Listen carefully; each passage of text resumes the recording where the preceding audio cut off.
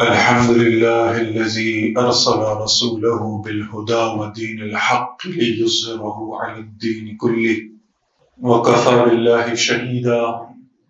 محمد رسول الله والذين معه أشداء على الكفار رحماء بينهم. وقال الله تبارك وتعالى ورفعنا لك ذكرك. وقال الله تبارك وتعالى وما أرسلناك إلا كافة للناس بشيرا ونذيرا. وقال الله تعالى إنك لعلى خلق عظيم. وقال الله تعالى فبما رحمة من الله لنت لهم ولو كنت فظا غليظ القلب لانفضوا من حولك. وقال الله تعالى لقد جاءكم رسول من أنفسكم عزيز عليه ما عنتم حريص عليكم بالمؤمنين رؤوف رحيم، أو كما قال الله تبارك وتعالى رب اشرح لي صدري ويسر لي أمري واحلل عقدة من لساني يفقهوا قولي واجعل لي وزيرا من أهلي. اللهم ربنا ألهمنا رشدنا وأعذنا من شرور أنفسنا. اللهم أرنا الحق حقا وارزقنا اتباعه وأرنا الباطل باطلا وارزقنا اجتنابه. اللهم إنا نسألك حبك وحب من يحبك وحب عمل يقربنا إلى حبك يا ذا الجلال والإكرام. سامعین محترم، مجھے موضوع آج میرے ذمے ہے وہ ہے عظمت و محبت رسول صلی اللہ تعالی علیہ وسلم۔ اس سے قبل کہ اس موضوع پر میں کوئی گفتگو شروع کروں، ایک بات جسے میں حق سمجھتا ہوں، بلکہ یوں سمجھیں کہ ذرا کسی فقہی مبحث میں مبتلا ہوئے بغیر اگر عرض کروں تو واجب سمجھتا ہوں، اس وجوب کو پورا کر لیتے ہیں۔ اس سے پہلے کہ ہم حضور کا ذکر شروع کریں، ذرا ایک مرتبہ حضور علیہ الصلوۃ والسلام پر درود شریف پڑھ لیتے ہیں۔ اللہم صلی علی محمد وعلی آل محمد كما صليت على إبراهيم وعلى آل إبراهيم إنك حميد مجيد. اللهم بارك على محمد وعلى آل محمد كما باركت على إبراهيم وعلى آل إبراهيم إنك حميد مجيد. آج کے مضمون کے دو حصے ہیں۔ میں بھی اپنے ساتھیوں کے ساتھ بیٹھا تھا تو اللہ سے دعا کر رہا تھا کہ اللہ آج کچھ باتیں آپ کے سامنے رکھنے کے لیے کوئی انشرح صدر عطا فرما دے، اس لیے کہ دو اعتبارات سے میں اس موضوع کو اگر دیکھوں نا تو میں اپنے ساتھیوں سے بھی یہ بات عرض کر رہا تھا کہ ایک طرف سے تو مجھے لگتا ہے کہ یہ موضوع ایسا ہے کہ اس سے زیادہ آسان موضوع کوئی ہے ہی نہیں۔ یہاں بیٹھا ہوا کوئی ایک شخص بھی ایسا نہیں ہے جو رسول اللہ علیہ الصلوۃ والسلام کی عظمت کا قائل نہ ہو، اور کوئی ایک بھی ایسا نہیں ہے جو رسول اللہ علیہ الصلوۃ والسلام سے محبت نہ کرتا ہو۔ کیوں بھائی، میری بات درست ہے؟ تو نتیجہ تو پہلے ہی آ گیا، عظمت بھی آپ مانتے ہیں اور محبت بھی مانتے ہیں، تو اس اعتبار سے میرا کام بڑا آسان ہے۔ دوسری جانب دیکھوں تو کام بڑا مشکل ہے۔ یہ ترتیب بھی جو اس سیرہ سرکلز کی ہے وہ بنانے کی اللہ نے مجھے سعادت عطا فرمائی، تو پتہ نہیں کس کیفیت میں نے یہ موضوع اپنے نام کے ساتھ لکھ لیا، اور پھر میں نے یہ سوچا کہ اس موضوع میں باتیں کیا کروں گا۔ کیا خیال ہے؟ حضور علیہ الصلوۃ والسلام کی عظمت اور 1-1.5 گھنٹہ ممکن ہے؟ حضور علیہ السلام کی محبت اور چند منٹ ممکن ہے؟ تو بڑا مشکل کام میرے سر پہ پڑ گیا۔ تو میں نے اللہ سے دعا کی کہ یا اللہ مجھے ذرا میرا سینہ کھولیں اور مجھے یہ سمجھائیں کہ یہ اس موضوع میں میں نے کرنا کیا ہے۔ تو اللہ کریم نے دل میں بات ڈالی کہ اگر یہاں سے کوئی شخص یہ ارادہ کر کے اٹھ گیا کہ وہ رسول اللہ علیہ السلام سے جو محبت کرتا ہے نا اس کو اپنے عمل میں ڈھال لے گا، حضور علیہ السلام کی سنت کی اتباع شروع کر دے گا، یا اور کچھ نہیں تو کم سے کم کسی ایک شخص کے دل میں حضور صلی اللہ علیہ وسلم کی محبت پہلے سے کچھ ایک ذرہ برابر بھی بڑھ گئی تو سمجھیں کہ اس موضوع کا حق ادا ہو گیا ایک اعتبار سے۔ میری ذات کے اعتبار سے حق ادا ہو گیا، حضور کی ذات کے اعتبار سے تو حق ادا ہو ہی نہیں سکتا۔ کیا خیال ہے؟ اس لیے کہ حضور علیہ السلام کی عظمت اس وقت سے بیان ہو رہی ہے جب سے حضور علیہ السلام اس دنیا میں آئے ہی نہیں تھے۔ میری بات آپ کو سمجھ آ رہی؟ یعنی لغت کے ماہرین لکھتے ہیں کہ جب کسی کی تعریف کرنی ہو نا تو دو میں سے کسی ایک بنیاد پہ کی جاتی ہے، یا اس کے جمال کی بنیاد پہ یا اس کے کمال کی بنیاد پہ۔ آپ کہیں گے ایک شخص بہرحال ہے بڑا خوبصورت، دکھنے میں بڑا اچھا ہے، جاذب نظر ہے، گفتگو اچھی کرتا ہے، آنکھیں خوبصورت ہیں، قد بڑا اچھا ہے، جسم دیکھنے میں بھلا معلوم ہوتا ہے، اٹھنے بیٹھنے کا انداز بڑا خوبصورت ہے، تو یہ اس کی تعریف ہے۔ ایک طرف آپ کہتے ہیں بھائی جیسا بھی دکھنے میں لگتا ہے کیا فرق پڑتا ہے، بہرحال اخلاق بڑے اچھے ہیں، کردار بڑا اچھا ہے، عمل بڑا اچھا ہے، سیرت بڑی اچھی ہے۔ رسول اللہ علیہ السلام دنیا میں جب تشریف لے آئے نا تو لوگوں نے جمال بھی دیکھا اور کمال بھی دیکھا، تو تعریفیں ہوئیں۔ اس بات پہ آگے آؤں گا انشاءاللہ میں، لیکن ابھی تو پہلی بات میں آپ سے یہ عرض کرنے لگا ہوں کہ رسول اللہ علیہ السلام دنیا میں آئے ہی نہیں تھے، اس وقت سے تعریف و توصیف جاری ہے۔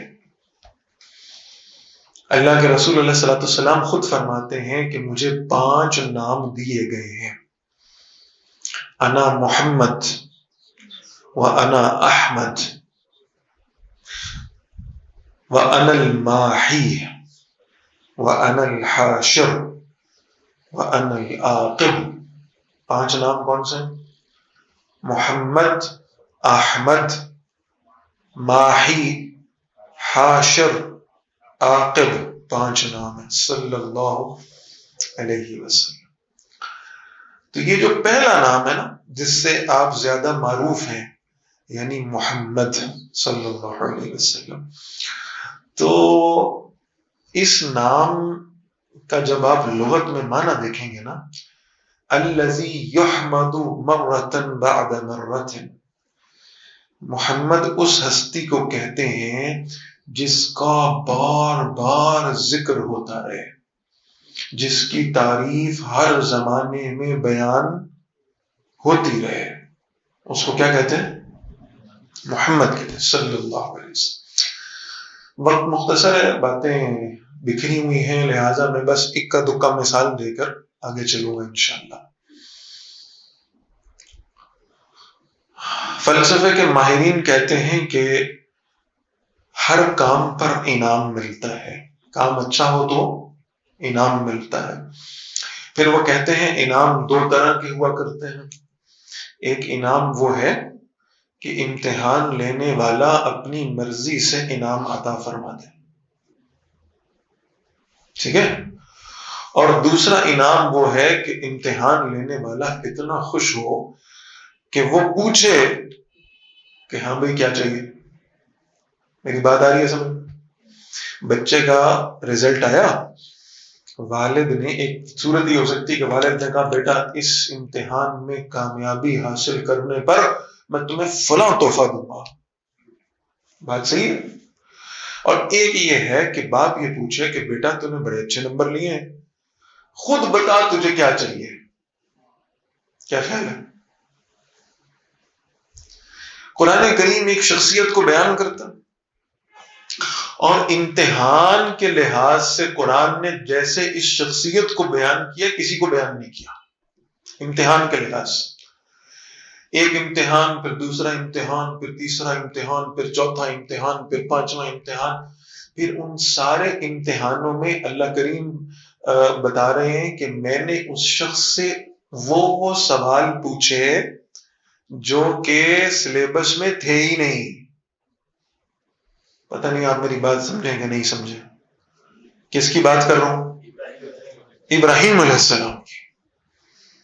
اور پھر اللہ کریم فرماتے ہیں کہ جب میں نے سارے امتحان لے لیے اور ابراہیم علیہ السلام ان سارے امتحانوں میں بہترین نمبر لے کر پاس ہو گئے، تو میں نے کہا کہ میں دونوں طرح کے انعام دیتا ہوں اپنے خلیل کو.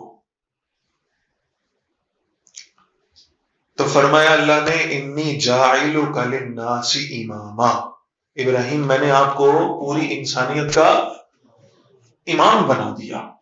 یہ وہ انعام ہے جو حضرت ابراہیم علیہ السلام کو ملا ہے اللہ کی طرف سے. تو ساری انسانیت کا کیا بنا دیا؟ امام بنا دیا. اور پھر اللہ نے پوچھا ابراہیم آپ بتائیے آپ کو کیا انعام چاہیے؟ بھائی آپ کی توجہ ہے؟ کبھی اللہ نے مجھے توفیق دی نا تو میرا جی چاہتا ہے کہ میں ان آیات کی تفسیر لکھوں اور اس تفسیر میں یہ جملہ لکھوں کہ اللہ کی قسم ہے ابراہیم علیہ السلام جیسا سمجھدار آدمی بھی کوئی نہیں تھا. جب اللہ نے آفر کی نا کہ بتائیں میرے خلیل آپ کو کیا چاہیے، تو ابراہیم علیہ السلام نے اللہ سے وہ مانگا ہے جو اللہ کے خزانوں میں بس ایک ہی تھا، ویسا اور کوئی تھا ہی نہیں. ربنا وابعث فیہم رسولا منہم. باقی سارے رسول ابراہیم علیہ السلام کے خاندان سے ہیں کہ نہیں ہیں، لیکن دعا یہ مانگی ہے اللہ کریم میں بیت اللہ کی تعمیر کر رہا ہوں، میرے دونوں ہاتھ کعبہ کی چوکھٹ میں ہیں، میں اس جگہ پر کھڑا ہوں جہاں دعائیں قبول ہوتی، میں ساری زندگی آپ کی عبادت کر کے آیا ہوں، میں ساری زندگی امتحانوں اور آزمائشوں سے گزر کے آیا ہوں. اب آپ نے مجھے خود آپشن دیا ہے کہ مجھ سے مانگو، تو میں کیا مانگوں گا؟ ربنا وابعث فیہم رسولا منہم. کعبۃ اللہ کی تعمیر کرتے ہوئے ہاتھ گارے سے بھرے ہوئے ہیں، اینٹیں اٹھا اٹھا کر بوڑھی کمر تھک گئی ہے، بیٹا جوان ساتھ محنت کرا رہا ہے، مزدوری کرا رہا ہے، اور حضرت ابراہیم علیہ السلام دعا مانگتے ہیں ربنا وابعث فیہم رسولا منہم. یا اللہ بس ایک ہی شے چاہیے، اور وہ یہ کہ وہ عظمتوں والے رسول جو ہیں اللہ ان سے مجھے کوئی نسبت عطا فرما دے. محمد الرسول اللہ صلی اللہ علیہ وسلم. میں کہتا ہوں کہ کوئی تفسیر لکھنے والا اللہ کرے یہ لکھے کہ ابراہیم علیہ السلام جیسا عقل مند بندہ بھی کوئی نہیں تھا. کیا قیمتی شے اللہ سے مانگی ہے.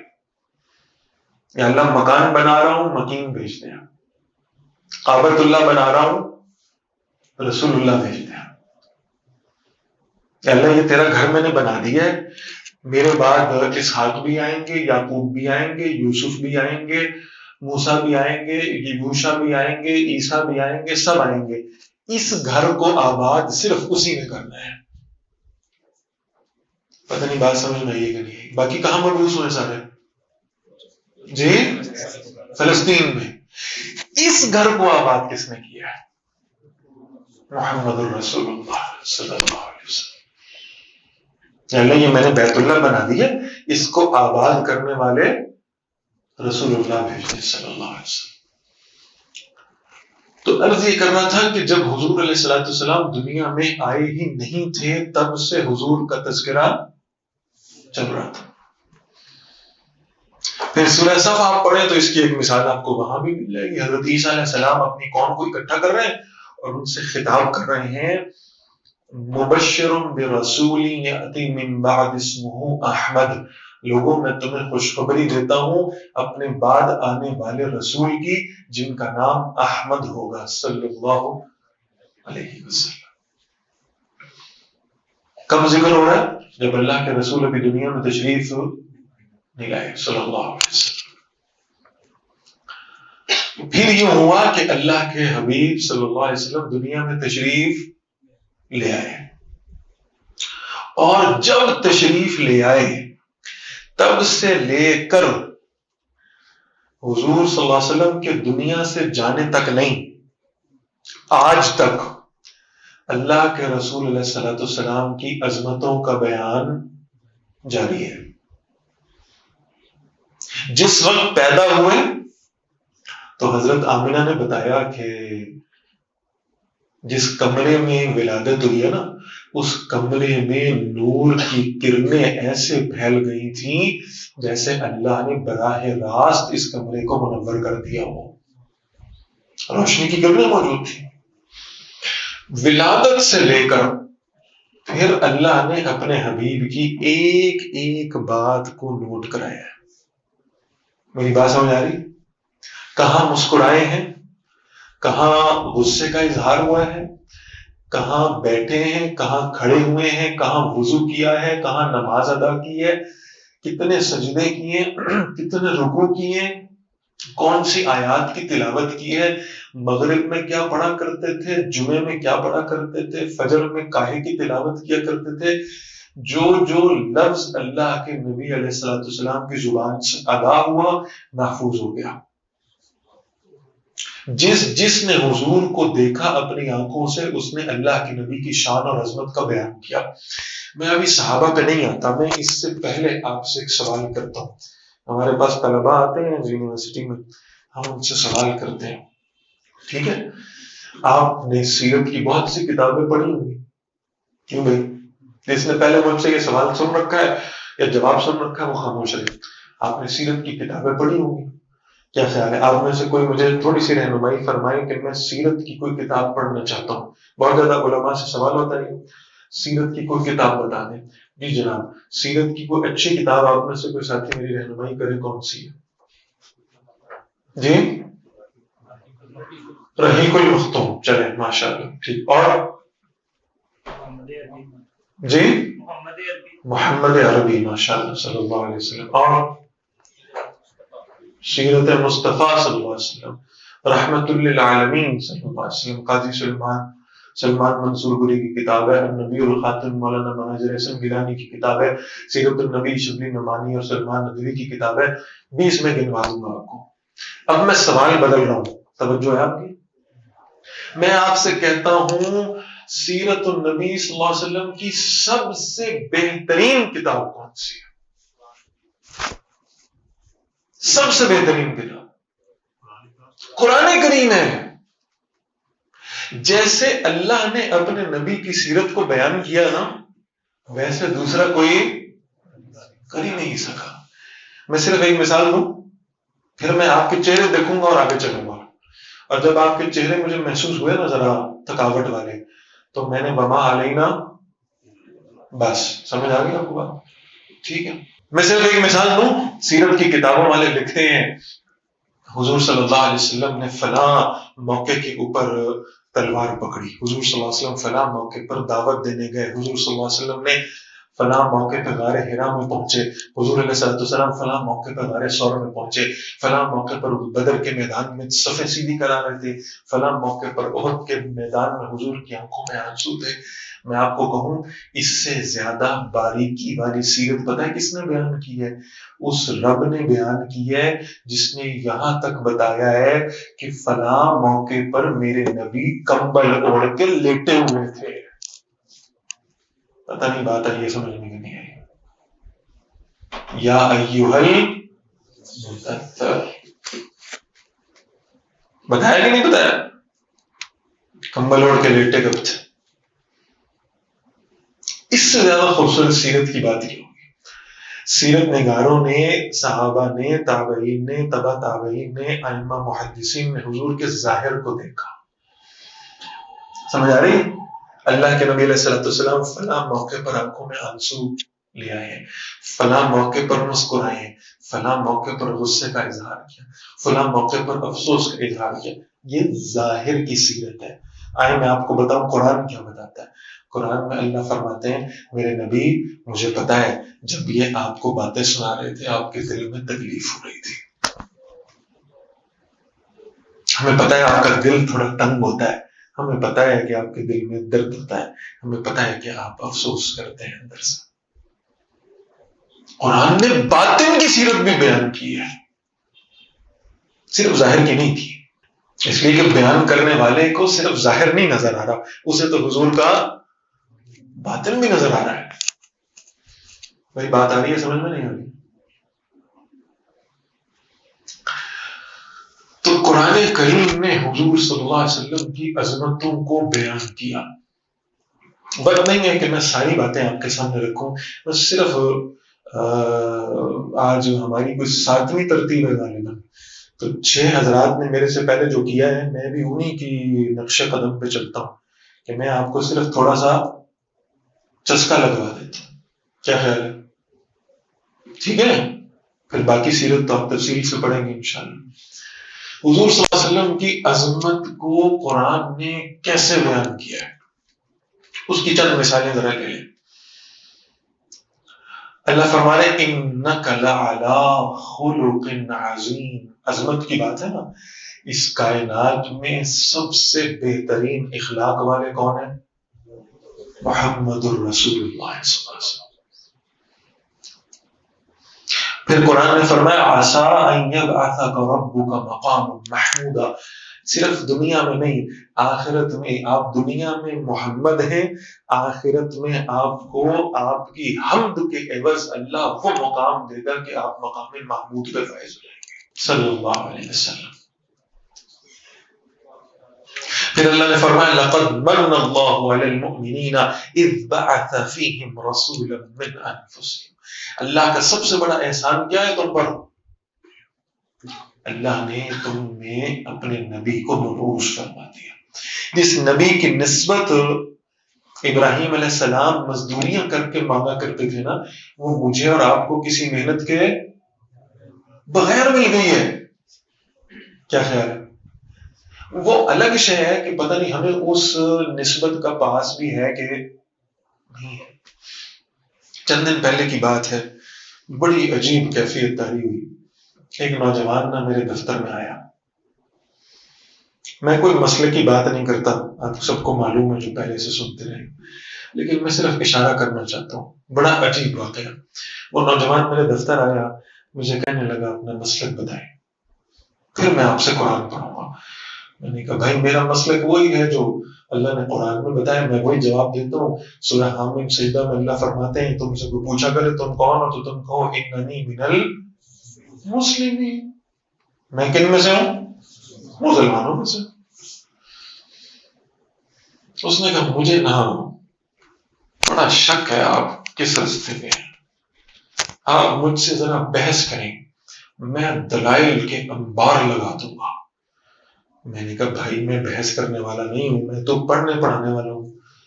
ویسے کاہے کے دلائل ہیں آپ کے پاس؟ کہنے لگا میں ثابت کر سکتا ہوں. جملہ ذرا سنیے گا. کہنے لگا میں ثابت کر سکتا ہوں کہ یہاں اس کرسی پر حضور تشریف فرمایا. ہوتی ہے نا آج کل ایسی بحث. میں نے اس کے سامنے ہاتھ جوڑے، میں نے کہا اللہ کے بندے ثابت نہ کرنا، اگر واقعی ایسا ہو گیا نا، اگر واقعی ایسا ہو گیا اور تو نے ثابت کر دیا، میں تو شرمندگی سے مر جاؤں گا. میں تو اتنی سکت نہیں رکھتا کہ حضور کا سامنا کر سکوں.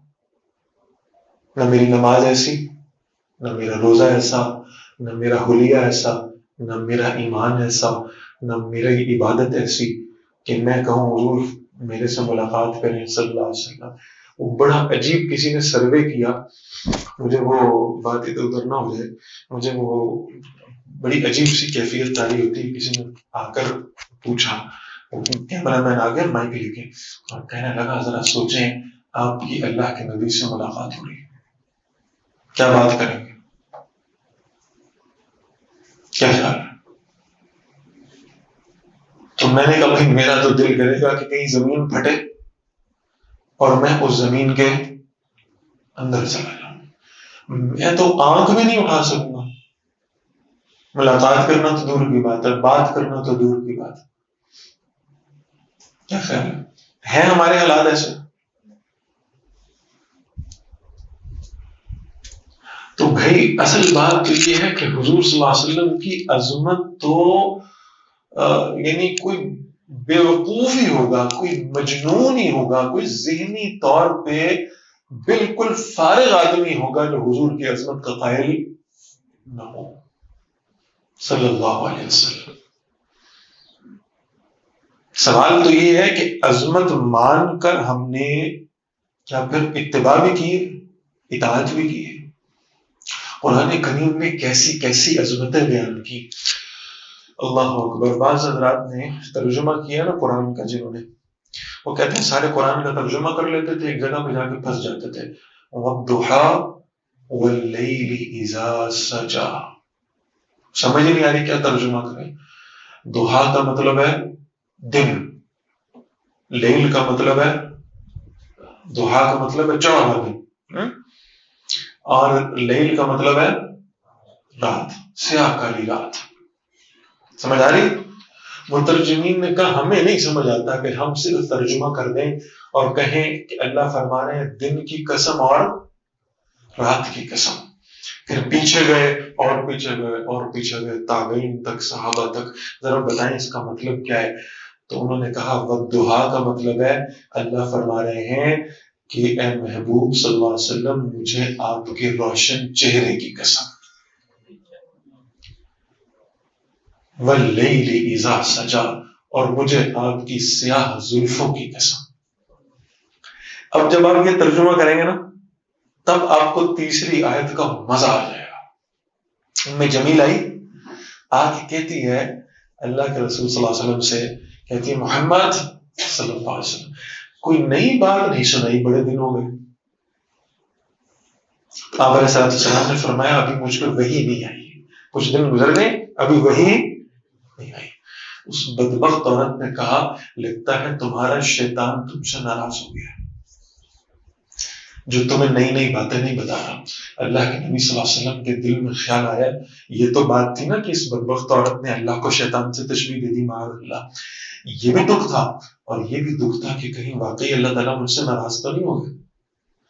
حضور کے دل میں غم کی کیفیت آئی. اللہ اکبر.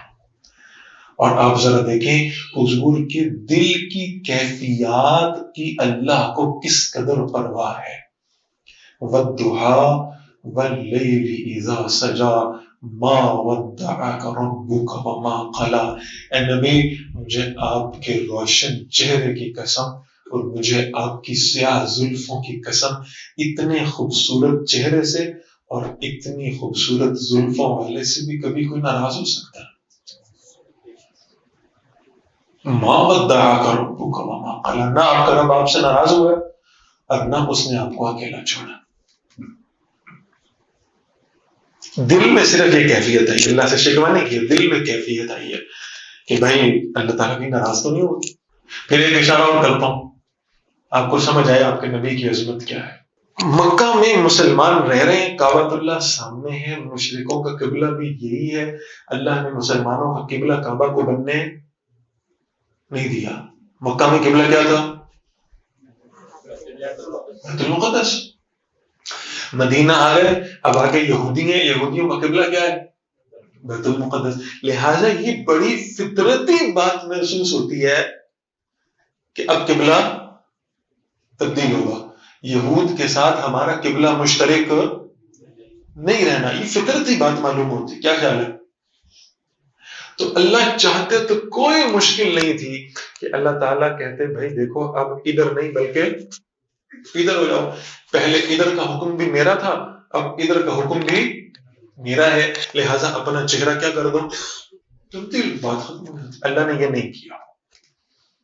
اللہ نے پہلے رسول اللہ علیہ السلام کے دل میں یہ بات ڈالی کہ قبلے کو تبدیل ہونا چاہیے. جب وہ کیفیت دل میں پیدا ہوئی تو شدت پکڑتی گئی. میری بات آ رہی ہے سمجھ؟ پھر اللہ نے اللہ کے نبی صلی اللہ علیہ وسلم کے دل میں ایسی کیفیت پیدا کی کہ حضور نماز ادا فرماتے تھے اور پھر آسمان کی طرف بس یوں کر کے اپنا چہرہ کیا کرتے تھے. اب یہ جب عمل کئی مرتبہ دہرایا پھر اللہ نے سورہ بقرہ کی آیات نازل کی. اور آپ کو پتا وہ آیات کیا؟ اے نبی ہم آپ کے چہرے کا بار بار آسمان کی طرف اٹھنا دیکھ رہے ہیں. فَلَنُوَلِّيَنَّكَ قِبْلَةً تَرْضَاهَا. مشرکوں کی وجہ سے نہیں، یہودیوں کی وجہ سے نہیں، کعبہ کی وجہ سے بھی نہیں. فَلَنُوَلِّيَنَّكَ قِبْلَةً تَرْضَاهَا. اے نبی یہ قبلہ ہم بدل رہے ہیں صرف اور صرف اور صرف آپ کی وجہ سے، آپ کی رضامندی اس میں. کیا خیال ہے؟ میں ایک مرتبہ یہ آیت پڑھا رہا تھا، بات دور نکل جائے گی. میں ایک مرتبہ یہ آیت پڑھا رہا تھا تو میں نے عجیب جملہ ذہن میں آیا تو میں نے اللہ سے دعا کی. میں نے کہا یا اللہ تو نے اپنے نبی کی رضا پہ قیامت تک آنے والے مسلمانوں کا رخ بیت المقدس سے موڑ کر بیت اللہ کی طرف کر دیا. کیا خیال ہے؟ میں نے کہا یا اللہ مجھے بڑا یقین ہے اگر تیرے نبی کی رضا ہونا تو اربوں مسلمانوں کا قیامت تک قبلہ بدل دیتا، رخ بدل دیتا ہے. تو میں نے کہا یا اللہ مجھے یقین ہے قیامت والے دن تیرے نبی کی رضا ہوئی نا اگر میرے ساتھ، اور میرا رخ ہوا جہنم کی طرف، اور میرے نبی نے کہا اس کا رخ تھوڑا سا، کیا خیال ہے؟ جہنم سے بدل گئے تو یا اللہ وہ جہنم سے میرا رخ بدل کے جنت کی طرف کر دیجیے. تو بھائی بڑی عظمتوں والے رسول کے ساتھ اللہ نے ہمارا تعلق جوڑا، بڑی عظمتوں والے رسول کے ساتھ. اور پھر اس پر ایک اور دلیل دوں قرآن سے. ایک ٹکڑا ہے، ٹھیک ہے، اللہ نے پورے قرآن میں، آپ سورہ قصص پڑھیں، سورہ انبیاء پڑھیں، آپ سورہ شعراء پڑھیں، بہت ساری صورتیں جن میں نبیوں کے واقعات آئے ہیں. اللہ نے یہ بات آدم علیہ السلام کو نہیں کہی کہ آدم آپ موجود ہیں، اللہ قابیل کو عذاب نہیں دے گا. کہا ہے اللہ نے؟ کیا خیال ہے؟ نہیں کہا. بھائی بات آ رہی ہے سمجھ میں کہ نہیں آ رہی؟ اللہ نے صالح علیہ السلام کو یہ نہیں کہا کہ آپ اپنی قوم میں موجود ہیں، ہم آپ کی قوم کو عذاب کیسے دیں. کہا صالح آپ نکلیے، اپنے ساتھ والوں کو لیجیے، نکل جائیے یہاں سے، ہم نے آپ کی قوم کو عذاب دینا ہے. ٹھیک ایسے ہی ہے نا، موسیٰ لیں اپنے ساتھ بنی اسرائیل کو لے کر نکلے، فرعونیوں کو ہم عذاب دیں گے. بھائی نہیں آ رہی بات سمجھ میں؟ ایسے ہی ہے نا، حضرت شعیب علیہ السلام کو کہا آپ نکلیں، آپ کے ساتھ والے نکلیں، جائیں، باقیوں کو عذاب. کسی ایک نبی کے لیے پورے قرآن کو کھنگالنے میں جملہ نہیں ہے جو محمد رسول اللہ کے لیے صلی اللہ علیہ وسلم. فرمایا وما كان الله ليعذبهم وانت فيهم. برسنے تو ابو جہل پر بھی پتھر ہی چاہیے تھے، زمین تو ابو لہب کے لیے بھی پھٹنی چاہیے تھی، عقبہ کو بھی زلزلوں سے دوچار ہونا چاہیے تھا. یہ عذاب ان پر بھی آتا.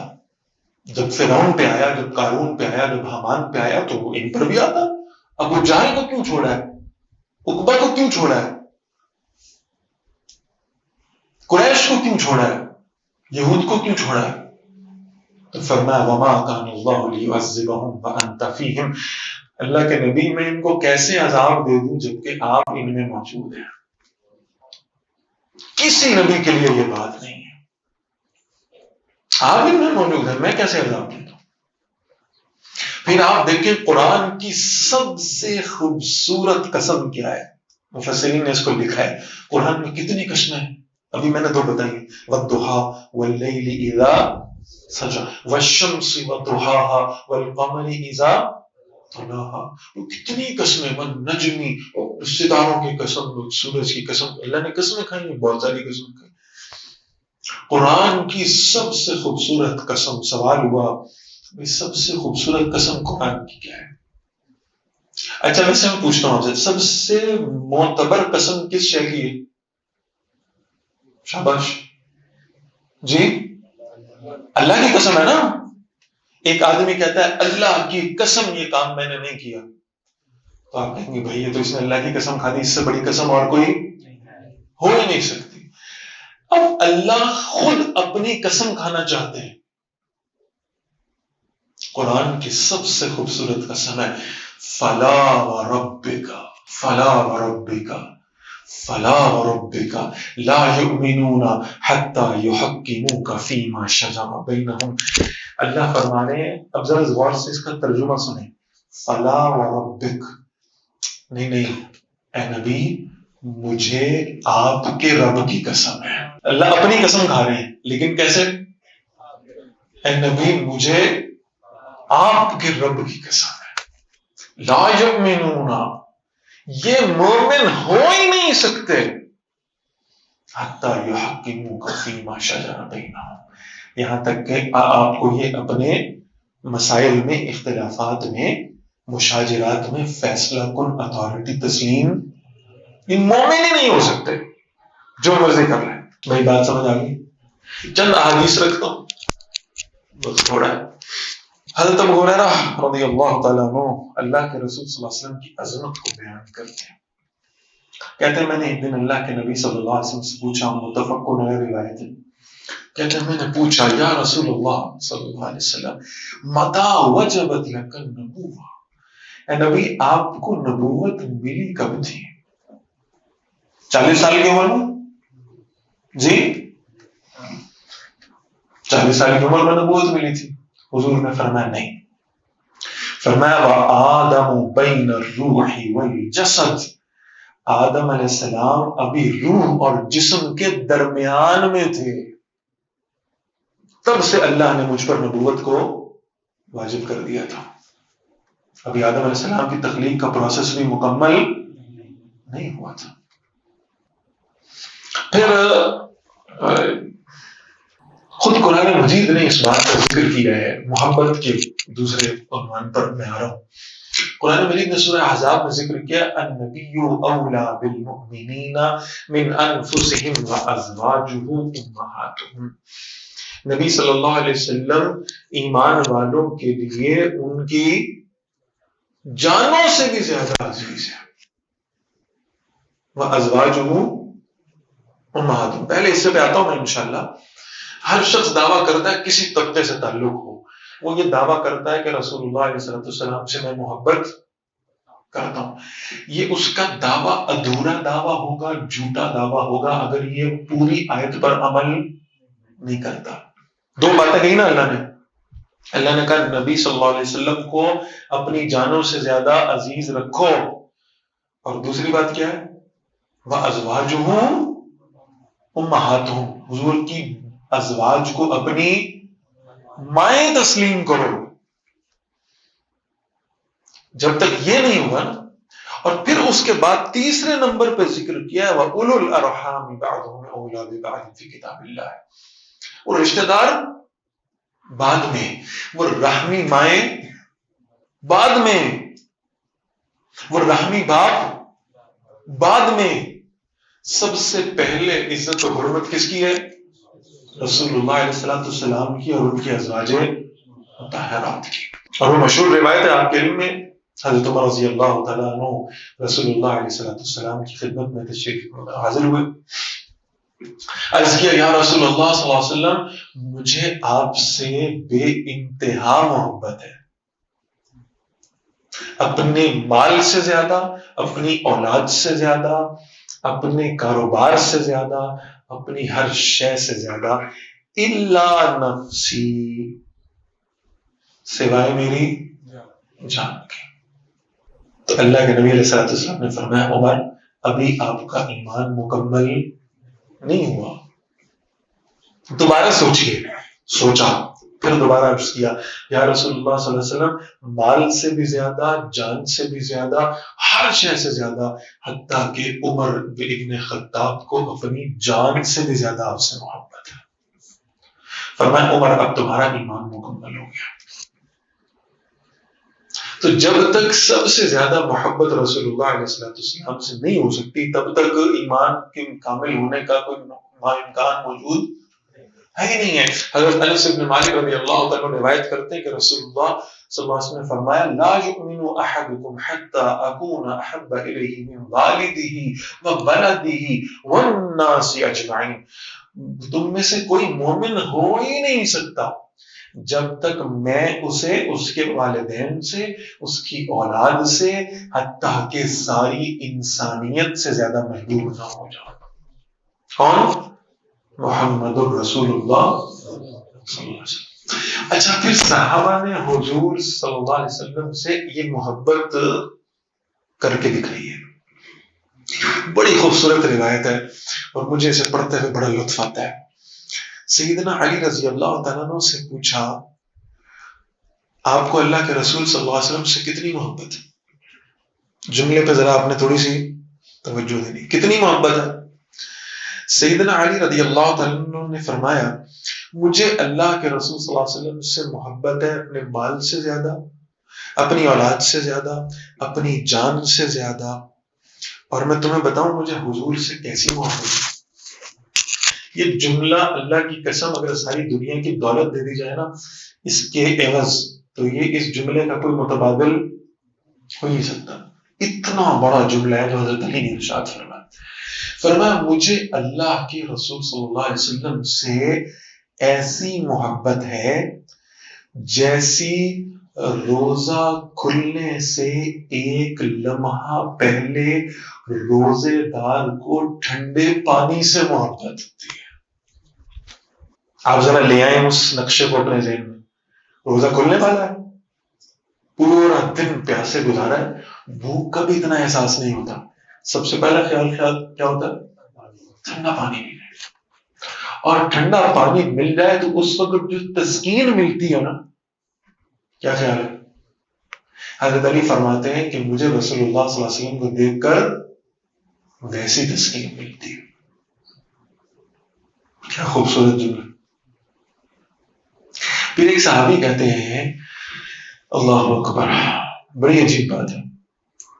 کہتے ہیں کہ ہم رسول اللہ علیہ السلام کی مجلس میں بیٹھے ہوتے تھے اور ہماری کبھی جرت نہیں ہوئی کہ ہم اللہ کے نبی صلی اللہ علیہ وسلم کو آنکھیں بھر کے دیکھ لیں. جلوے ایسے تھے، نور ایسا تھا، حسن ایسا تھا کہ ہم زیادہ دیر تک حضور کو دیکھ نہیں سکتے. وہ کہتے ہیں میں کئی سال حضور صلی اللہ علیہ وسلم مجالس میں بیٹھتا رہا لیکن میں آنکھیں بھر کر حضور کو دیکھ نہیں سکا. کیسی عجیب روایت ہے. اس کا اگلا جملہ سنا دوں، گھبرائیں گے تو نہیں؟ اب مجھے پتہ لگ جائے گا آپ کتنے جاگ رہے ہیں. اگلے جملے میں وہ صحابی کہتے ہیں کہ پوری مجلس میں صرف 2 لوگ ہوتے تھے جو حضور صلی اللہ علیہ وسلم کو پورا دیکھتے تھے اور وہ حضور کو دیکھ کر مسکراتے رہتے تھے اور حضور انہیں دیکھ کے مسکراتے رہتے تھے. جنہوں نے اپنی نگاہوں سے حضور صلی اللہ علیہ وسلم کے حسن کو پوری طرح جذب کیا. یہ کتنے لوگ تھے؟ چلے بھائی، کون؟ ایک کا نام تھا صدیق اکبر رضی اللہ عنہ اور دوسرے کا نام تھا فاروق اعظم رضی اللہ عنہ. وہ صحابی کہتے ہیں کہ جیسے یہ حضور صلی اللہ علیہ وسلم کو دیکھ لیتے تھے نا، دیدار کر لیتے تھے، ویسے ہم نہیں کر پاتے تھے جیسے ان کو اللہ نے توفیق عطا فرمائی تھی. اللہ. تو ایک صحابی کے بارے میں حضرت عمر فرماتے ہیں، یہ ذرا آپ نے نوٹ کرنا ہے کہ یہ بخاری کی روایت ہے اور راوی کون ہے؟ سیدنا عمر رضی اللہ تعالیٰ. مجھے جب محسوس ہوا تھک گئے میں ختم کر دوں گا، باتیں بھی بہت سی ہیں کرنے کو، تھکے تو نہیں. بخاری کی روایت ہے، راوی کون ہے؟ اور یہ ذرا نوٹ کرنا ہے کہ حضرت عمر رضی اللہ تعالیٰ کون ہے؟ وَأَشَدُّهُمْ فِي أَمْرِ اللَّهِ عمر، اللہ کے حکموں کو نافذ کرنے کے حوالے سے سب سے زیادہ شدت کس میں؟ حضرت عمر رضی اللہ تعالیٰ. بھائی میری بات آ رہی سمجھ؟ کسی کو نہیں چھوڑنا، شریعت کا اطلاق سب پر ہوا ہے. حضرت عمر رضی اللہ تعالیٰ روایت کر رہے ہیں. اللہ اکبر. کہہ رہے ہیں ہمارے دور میں ایک آدمی تھا، کانا اسمہ عبداللہ، اس کا نام کیا تھا؟ عبداللہ. وَكَانَ يُلَقَّبُ حِمَارًا، ہم نے اس کا نا لقب رکھا ہوا تھا پیار سے، حمار. کیا لقب رکھا ہوا تھا؟ حمار. ویسے حمار کس کو کہتے ہیں؟ گدھے کو. تو یہ حمار کیوں کہتے تھے؟ کیونکہ یہ ذرا تھوڑا مسخرہ سا آدمی تھا، ہنستا رہتا تھا، ہنساتا رہتا تھا. عام الفاظ میں بولوں تو فیصلہ بادی تھا. بھائی آ رہی ہے بات سمجھ؟ کہتے ہیں کہ ہم نے اس کا نام کیا رکھا ہوا تھا؟ حمار. وَكَانَ يُضْحِكُ رسول اللہ صلی اللہ علیہ وسلم، یہ اللہ کے نبی صلی اللہ علیہ وسلم کی مجلس میں بیٹھتا تھا اور حضور کو ہنسایا کرتا تھا. بھائی میری بات آ رہی ہے؟ حضور صلی اللہ علیہ وسلم کو ہنسایا کرتا. وَقَالَ النَّبِيُّ صلی اللہ علیہ وسلم قَدْ جَلَدَهُ فِي الشَّرَابِ، اللہ کے نبی صلی اللہ علیہ وسلم نے اسے کوڑے لگوائے تھے کیونکہ یہ شراب پیتا تھا. تو فرمایا ایک دن یہ فَأُوتِيَ بِهِ يَوْمًا، ایک دن یہ اللہ کے رسول صلی اللہ علیہ وسلم کی خدمت میں اس آدمی کو پکڑ کے لایا گیا. فَأَمَرَ بِهِ، اللہ کے نبی صلی اللہ علیہ وسلم نے اس پر حد نافذ کی. فَجُلِدَ، اور پھر اسے کوڑے مارے گئے. کیوں بھائی؟ شراب پی تھی اس نے تو کوڑے مارے گئے. اب ذرا بالکل توجہ، اس آدمی کو کوڑے لگ رہے ہیں، مجمع کھڑا ہو کر دیکھ رہا ہے، کوڑے لگ رہے ہیں، کوڑے، شراب پی گیا ہے، کوڑے لگ رہے ہیں. اس مجمع میں سے ایک شخص نے کہا اللہم لعنہ ما اکثر ما یؤتی بہ، یہ جو کر کے آیا شراب پی گیا ہے بدبخت، اس پر اللہ کی لعنت ہو. اس پر اللہ کی، شراب پی گیا ہے اس پر اللہ کی لعنت ہو. شراب پی ہوئی ہے، اس کو کوڑے لگ رہے ہیں. بھائی میں بہت توجہ چاہ رہا ہوں اس روایت کو بیان کرتے ہوئے، صحیح بخاری ہے. کوڑے لگ رہے ہیں، اللہ کے نبی علیہ السلام سامنے کھڑے ہیں، صحابہ کا مجمع ہے، اس کو کوڑے مارے جا رہے ہیں، اور ایک آدمی کہتا ہے اس پر اللہ کی لعنت ہو. تو فقال النبی صلی اللہ علیہ وسلم لا تلعنوہ، دیکھو اس پر لعنت نہ کرو. فواللہ، اللہ کی قسم، ما علمت، تمہیں پتہ نہیں ہے، اللہ کی قسم، انہ یحب اللہ ورسولہ. شراب بھی ہے اس میں، کوڑے لگیں گے اس کے، لعنت نہ بھیجنا اس پر. اللہ کی قسم، یہ اللہ اور اللہ کے رسول سے بڑی محبت کرتا ہے. یعنی معیار کس شے کو بنایا؟ عمل میں کمی بیشی ہو سکتی، انسان ہے نا، بشر ہے، نبی نہیں ہے، فرشتے بھی. فرمایا اس پر لعنت نہ کرنا، جو کام اس نے کیا اس کی سزا مل گئی اس کو. اس پر لعنت نہ کرنا، یہ اللہ اور اللہ کے رسول سے بڑی محبت کرتا ہے. یہ ہے محبت رسول کا درجہ صلی اللہ علیہ وسلم. اچھا ایک روایت ہے، میں مسجد نبوی میں بیٹھا ہوا تھا جب میں نے یہ روایت پڑھی، بڑی عجیب کیفیت تھا رہی. وہ شاید میں اس طرح سے نہیں اس کو بیان کر سکتا، لیکن بہرحال حضرت انس رضی اللہ تعالیٰ عنہ راوی ہیں. یہ روایت صحیح بخاری میں بھی ہے، صحیح مسلم میں بھی ہے. ان رجلا سأل النبی صلی اللہ علیہ وسلم عن الساعة، ایک آدمی آیا، آ کے اس نے کہا حضور قیامت کب آئے گی؟ متی الساعة.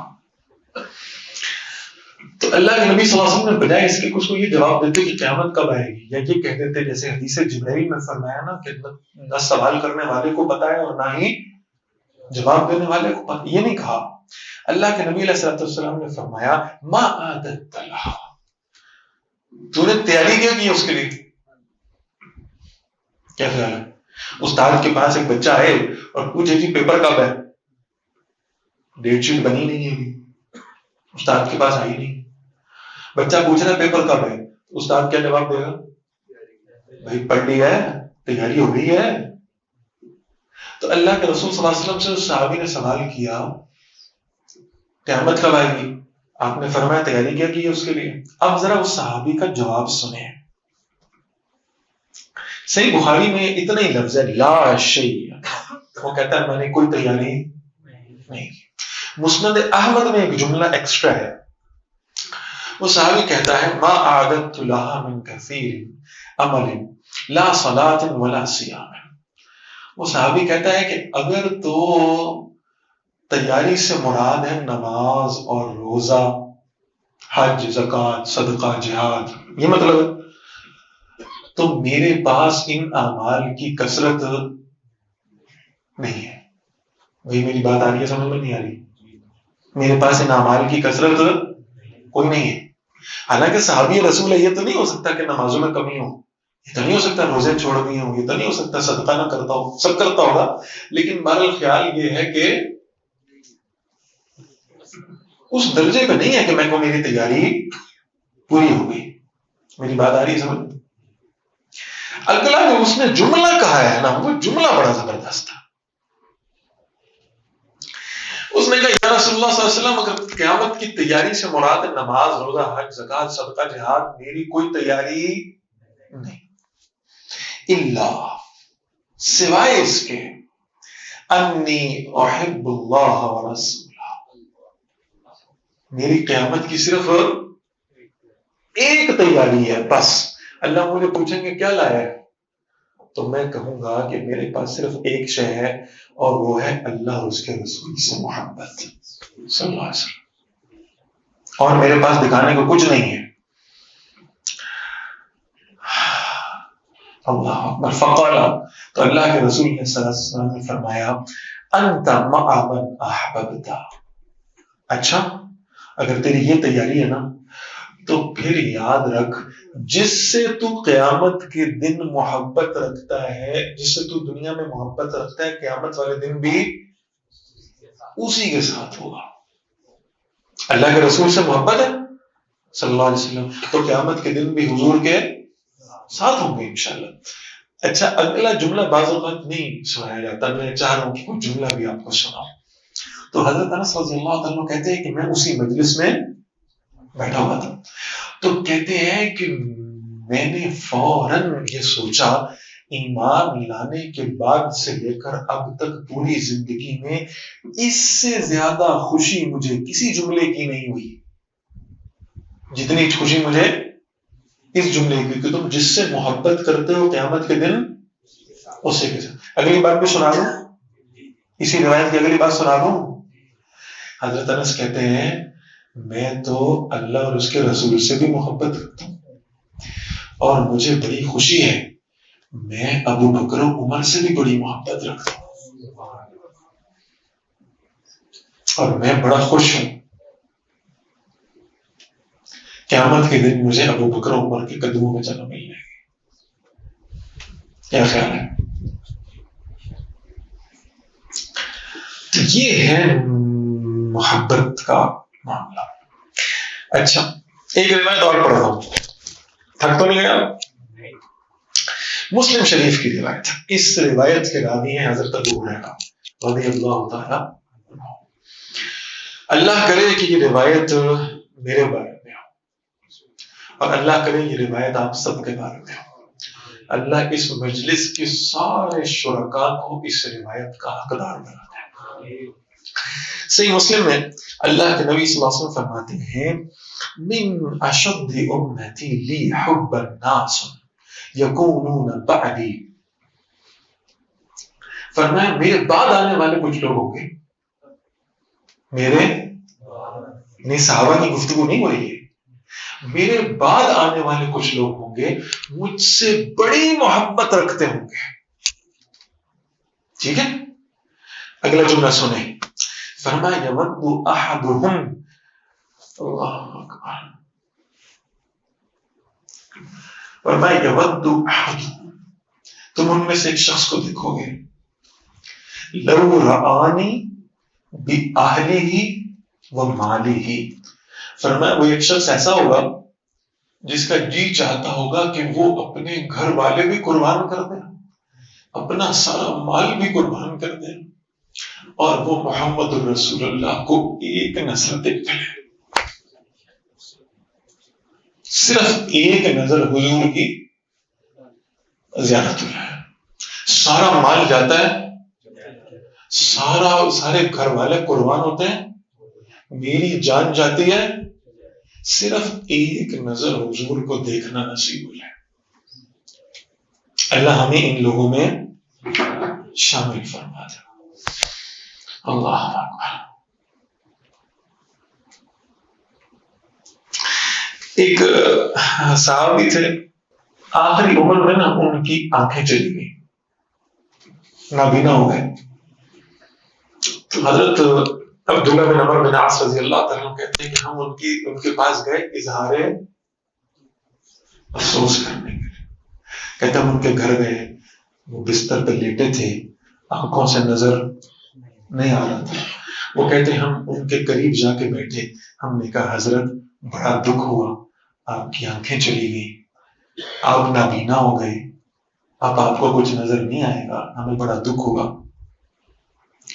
وہ کہنے لگے مجھے تو کوئی دکھ نہیں، مجھے تو جس دن سے اللہ کے نبی دنیا سے رخصت ہوئے ہیں، اللہ کی قسم کائنات میں کسی اور شے کو دیکھنے کا دل ہی نہیں کرتا۔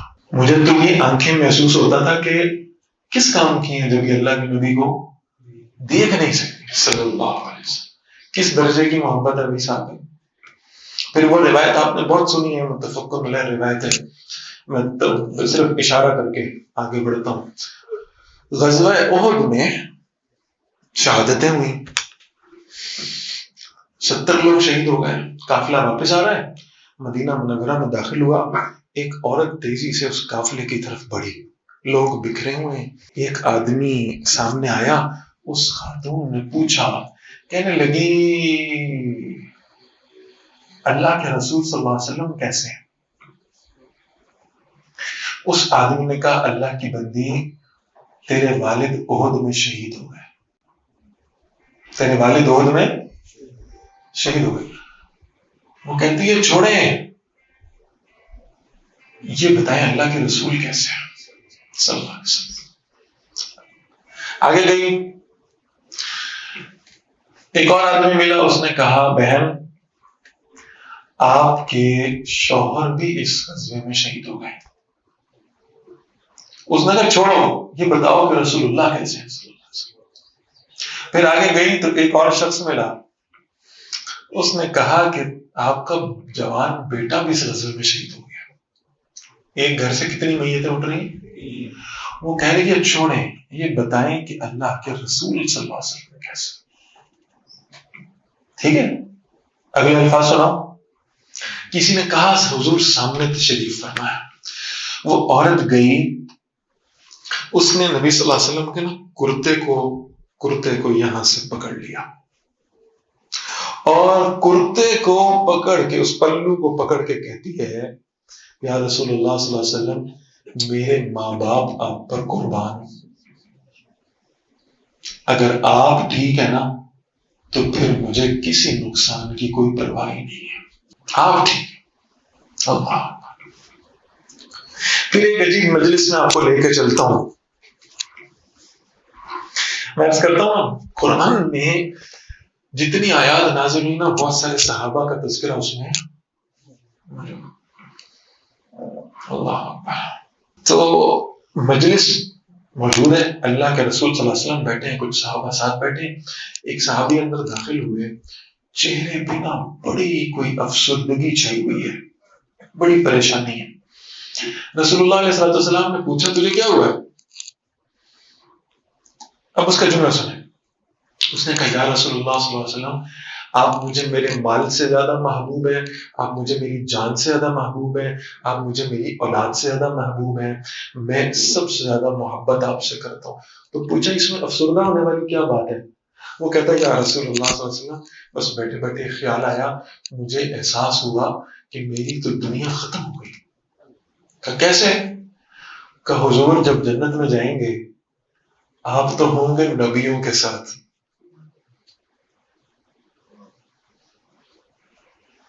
میں بیچارہ پتہ نہیں کدھر ہوں گا، مجھے آپ کا جنت میں ساتھ نہیں ملے گا. اس پر میں بڑا افسردہ ہوں. تو کہتے ہیں کہ حضور صلی اللہ علیہ وسلم نے خاموشی اختیار کی، بھاگے بھاگے جبرائیل آئے، اور جبرائیل نے پھر قرآن کی آیت پڑھ کے سنائی اور کہا یا رسول اللہ صلی اللہ علیہ وسلم، یہ جنت میں آپ کا ساتھ چاہتا تھا، اسے آپ تسلی دیں اور اسے کہیں کہ جن لوگوں پر اللہ نے اپنا انعام فرمایا ہے نا، من النبیین والصدیقین والشہداء والصالحین، یہ وہاں اکٹھے ہوں گے.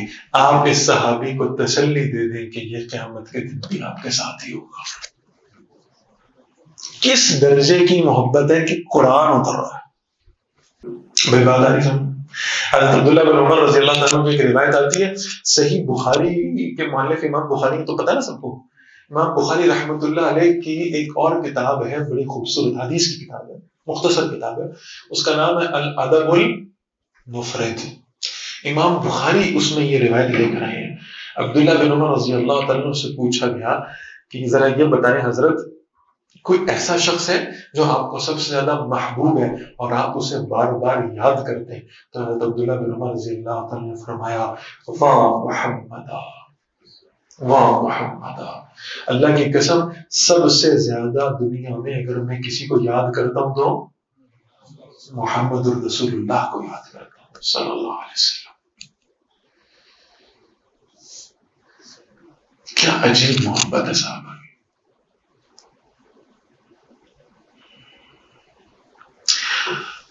دو روایتیں اور عرض کرتا ہوں. حضرت عمر رضی اللہ تعالیٰ امیر المومنین ہے، ایک روز نا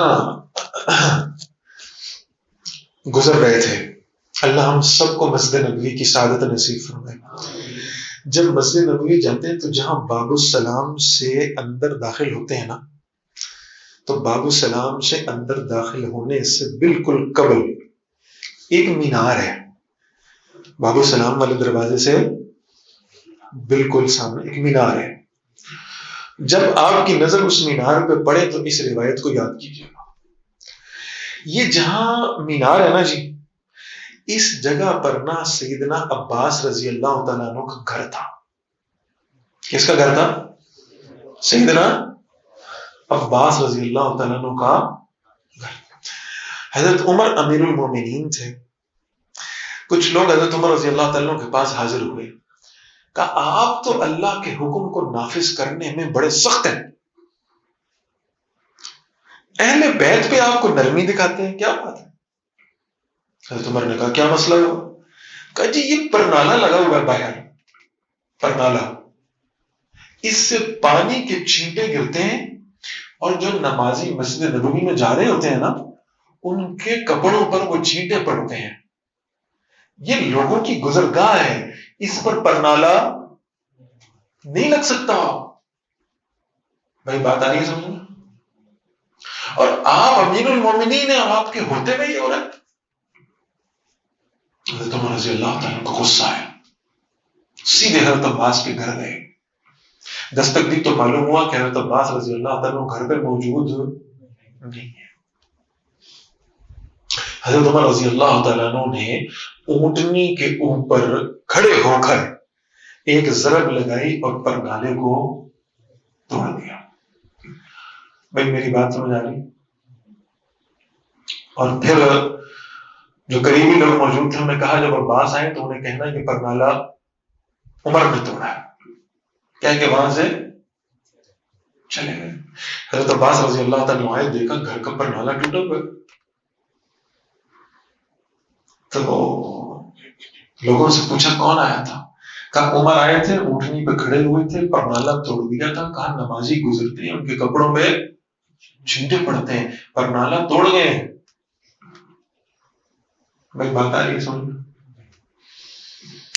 حضرت عباس مسکرایا، کہا واپس آ کے خود لگا کے جائے گا، واپس آ کے خود لگا کے جائے گا. کسی نے یہ جملہ حضرت عمر کے کانوں تک پہنچا دیا، عباس نے آپ کے بارے میں یہ کہا ہے۔ حضرت عمر رضی اللہ عنہ نے حضرت عباس کو بلوا لیا، کہا مجھے پتہ چلا آپ نے یہ کہا ہے کہ میں خود آ کے لگا دوں۔ آپ نے ایسا کیوں کہا؟ بھائی بات آ رہی ہے سمجھ میں؟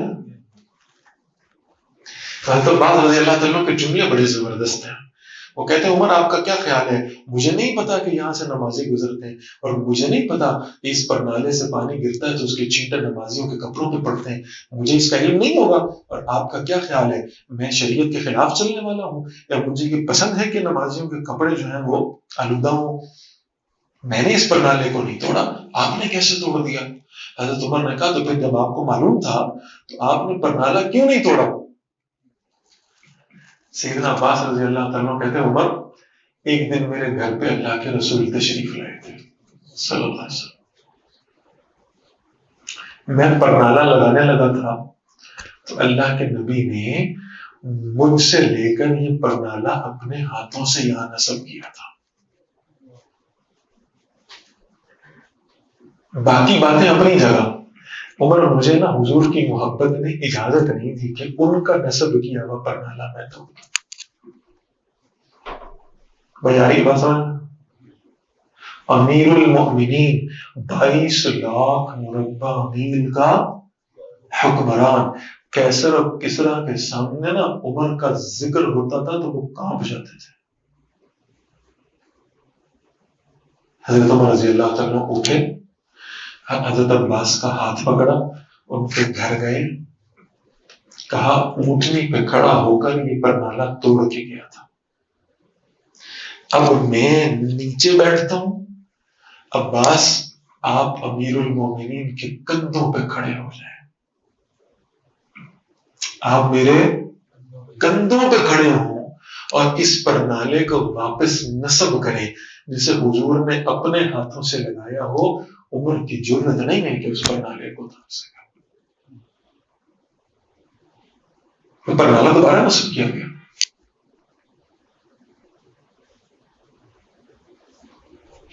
ایک صحابی کا اکثر ذکر آپ پڑھتے ہیں احادیث کی کتابوں میں، میں نے شاید آج سے پہلے یہ روایت نہیں سنائی کبھی، ایک بڑی زبردست کتاب ہے، اس کا نام ہے مجمع الزوائد۔ کیا نام ہے؟ اس میں یہ روایت موجود ہے۔ ایک صحابی تھے برا بن عازب رضی اللہ تعالیٰ، ان کا ایک چھوٹا بیٹا تھا، اس کا نام تھا طلحہ بن برا۔ کیا نام تھا؟ چھوٹا تھا بچہ۔ اس کا تھوڑا تعارف کرا دوں آپ کو۔ طلحہ رضی اللہ تعالیٰ چھوٹے بچے تھے، یہ جب حضور صلی اللہ علیہ وسلم کے پاس آتے تھے نا تو اللہ کے نبی صلی اللہ علیہ وسلم ان کو اپنے سینے سے لگایا کرتے تھے اور ان کا ماتھا چوما کرتے تھے۔ حضور صلی اللہ علیہ وسلم کو معلوم ہوا کہ بعض لوگوں نے آپس میں باتیں کی ہیں کہ یہ چھوٹا سا بچہ ہے، حضور نے اسے بڑا سر پہ چڑھایا ہوا۔ بھائی میری بات آ رہی ہے؟ تو اللہ کے نبی، ایک صحابہ کی مجلس تھی، اللہ کے نبی صلی اللہ علیہ وسلم نے فرمایا کہ لوگوں تمہیں لگتا ہے میں طلحہ سے زیادہ محبت کرتا ہوں، ابھی تمہیں بتاتا ہوں۔ تو اللہ کے نبی صلی اللہ علیہ وسلم نے طلحہ کو بلایا، چھوٹے بچے ہیں، بلایا، کہا طلحہ جاؤ، میں محمد رسول اللہ صلی اللہ علیہ وسلم تمہیں حکم دیتا ہوں، جاؤ جا کر اپنے باپ کو قتل کر دو، جاؤ جا کر اپنے باپ کو۔ اس بچے نے حضرت علی رضی اللہ تعالیٰ عنہ کی میان میں سے تلوار کھینچ لی تھی۔ حضور نے حکم دیا تو باپ کو بھی، تو اللہ کے نبی نے پھر اسے روکا اور پھر لوگوں سے کہا تجھے تمہیں پتا ہے میں اس سے محبت کیوں کرتا ہوں؟ اس لیے کہ یہ مجھ سے بہت محبت کرتا ہے۔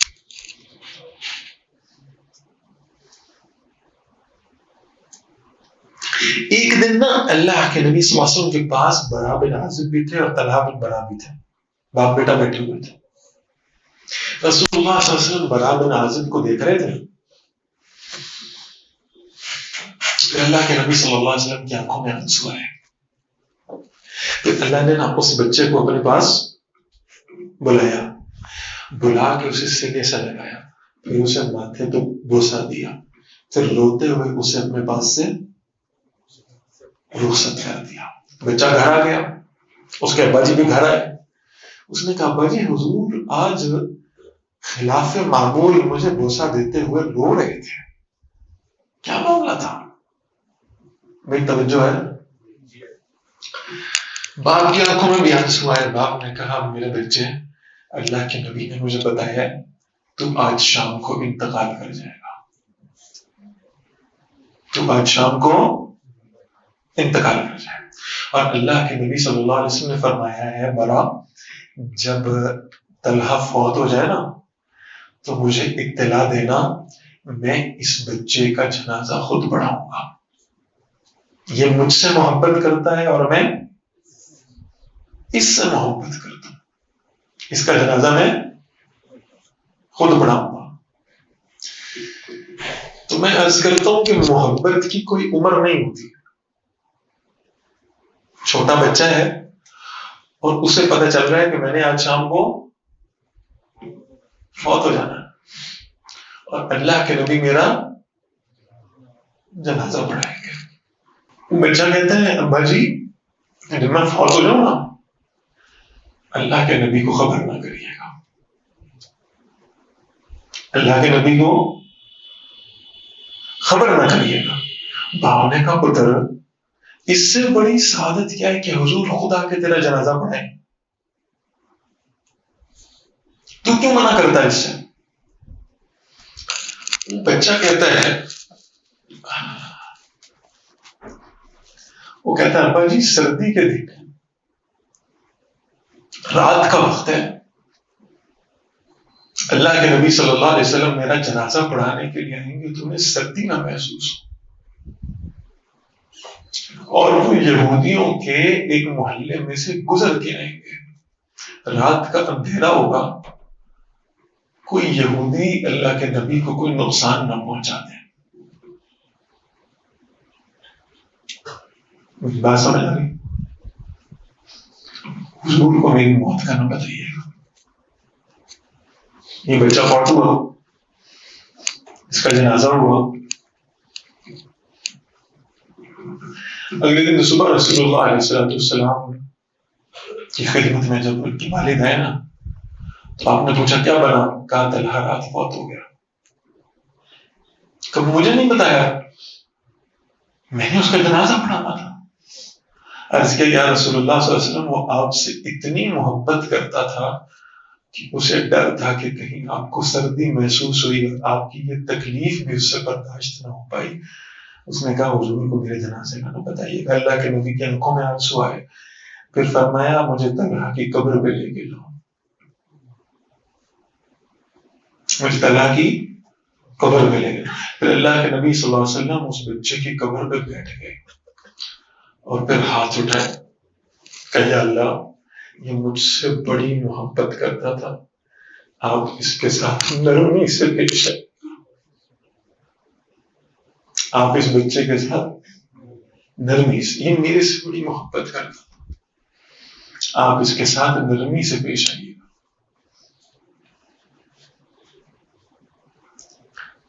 یہ ہے اللہ کے نبی کی محبت کا درجہ صلی اللہ علیہ وسلم۔ وہ عجیب بات لکھی ہے نا اقبال نے، علامہ اقبال رحمۃ اللہ علیہ فرماتے ہیں 3 باتیں کی ہیں اقبال نے ایک مصرے میں، کتنی؟ توجہ ہے؟ وہ کہتا ہے کون مولوی نہیں کہہ رہا، کون کہہ رہا ہے؟ علامہ اقبال کہہ رہے رحمۃ اللہ علیہ، مغز قرآن، روح ایمان، جان دین، کیا کہا ہے؟ مغز قرآن یعنی قرآن کا مغز، روح ایمان، ایمان کی روح، جان دین، دین کی جان، 3 چیزیں، مغز قرآن، روح ایمان، جان دین، حسب حب رحمت للعالمین۔ قرآن کا مغز ایمان کی روح، دین کی جان، یہ کیا ہے؟ رحمت للعالمین صلی اللہ علیہ وسلم کی محبت ہے۔ اقبال کہہ کے گئے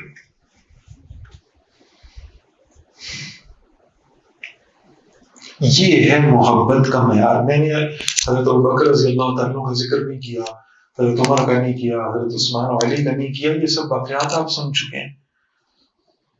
ان کی محبتوں کے تو کوئی شمار ممکن ہے ہی نہیں، ہے ہی نہیں۔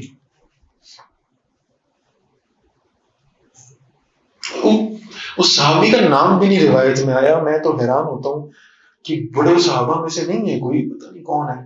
میں نے روضہ رسول کے سامنے بیٹھ کر یہ روایت پڑھی اور بڑی عجیب کیفیت تھی۔ اس صحابی کا نام نہیں ہے روایت میں۔ اللہ کے نبی صلی اللہ علیہ وسلم اپنے حجرے سے، حجرہ عائشہ سے باہر نکلے، اس سامنے آ گیا ایک صحابی، اس نے کہا یا رسول اللہ صلی اللہ علیہ وسلم، آپ کا چہرہ زرد ہو رہا ہے، آپ کے چہرے کی رنگت کچھ تبدیل ہو رہی، آپ بیمار ہیں، آپ کو کوئی تکلیف ہے، کوئی مسئلہ ہے، مجھے بتائیے، آپ کے چہرے کی رنگت تھوڑی تبدیل ہو رہی ہے۔ صحابہ عجیب مزاج شناس تھے رسول اللہ کے صلی اللہ علیہ وسلم۔ فرمایا آپ کے چہرے کا رنگ کچھ بدل گیا، کیا بات ہے؟ کوئی بیماری ہے، کوئی تکلیف ہے؟ اللہ کے نبی صلی اللہ علیہ وسلم نے سکوت اختیار کیا، خاموشی۔ پھر اللہ کے نبی صلی اللہ علیہ وسلم نے ایک لفظ میں جواب دیا، ایک لفظ میں۔ یہ جو لفظ ہے نا، لفظ میں عرض کرتا ہوں، یہ لفظ نا بڑی بڑی تقریروں پہ بھاری ہے۔ اس مرحلے پر دوپہر کا وقت ہے، حجرہ عائشہ سے اللہ کے نبی نکلے ہیں، یہ صحابی ملے، انہوں نے عرض کیا آپ کے چہرے کا رنگ بدل گیا، کیا معاملہ ہوا؟ اللہ کے نبی صلی اللہ علیہ وسلم نے تھوڑی دیر خاموشی اختیار کی اور پھر ایک لفظ بولا، فرمایا الجوع۔ میرے چہرے کا رنگ کیوں بدلا ہے؟ بھوک، بھوک، کھانے کے لیے کئی دنوں سے کچھ نہیں۔ اس صحابی نے دوڑ لگائی، چند لمحوں کے بعد واپس آیا، ہاتھ میں نا تھوڑی سی کھجوریں تھی، کہ یا رسول اللہ صلی اللہ علیہ وسلم، کھجوریں پیش خدمت ہے، کھائیے۔ اللہ کے نبی صلی اللہ علیہ وسلم نے بسم اللہ پڑھ کے کھجور اٹھائی، کھجور کھائی، تھوڑی جان میں جان آئی۔ پھر اللہ کے نبی کے ذہن میں پتہ نہیں کیا آیا، فرمایا میں تیرے حالات بھی جانتا ہوں، میں تیرے حالات بھی جانتا ہوں، تیرے پاس بھی کھجوریں نہیں ہوں گی، یہ کہاں سے لے کے آیا؟ اب میں آپ کو بتاتا ہوں محبت کس کو کہتے ہیں۔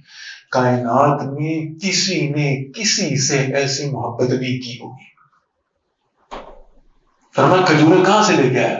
اس نے کہا یا رسول اللہ صلی اللہ علیہ وسلم، جب آپ نے کہا نا الجو، تو میں بھاگا گیا مدینہ کی گلیوں اور بازاروں میں، اور میں نے آوازیں لگائیں، ہے کوئی جو مجھ کو ساری زندگی کے لیے خرید لے صرف ایک کھجور کے بدلے میں؟ ہے کوئی جو مجھے ساری زندگی کے لیے خرید لے ایک کھجور کے؟ آج میرے محبوب بھوکے، ایک کھجور پر میں ساری زندگی کے لیے غلام بنتا ہوں۔ فرمایا میں نے گلیوں میں آوازیں دی، پھر کسی نے مجھ پر رحم کھا کر کے چند کھجوریں دے دی، میں وہ لے کر آپ کی خدمت میں آ گیا کہ آپ کو کھلا سکوں۔ تو اللہ کے رسول صلی اللہ علیہ وسلم نے کھجوریں کھائیں اور پھر اس سے کہا اللہ کے بندے اگر تو مجھ سے اتنی محبت کرتا ہے تو خوش ہو جا، قیامت والے دن تو بھی میرے ساتھ ہی ہوگا۔ یہ ہے محبت۔ اللہ اکبر۔ تیسری بات کی طرف آ رہا ہوں بس انشاءاللہ، اختتام کی طرف انشاءاللہ۔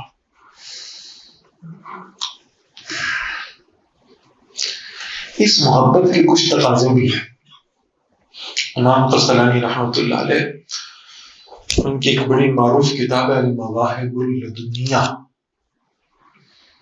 اس میں انہوں نے بڑا عجیب جملہ لکھا ہے، آپ کی توجہ ہے؟ امام صاحب سے کسی نے پوچھا محبت کی علامتیں کیا ہیں؟ فرمایا محبت ہے تو 3 علامتوں سے ظاہر ہوگی۔ کون کون سی علامتیں؟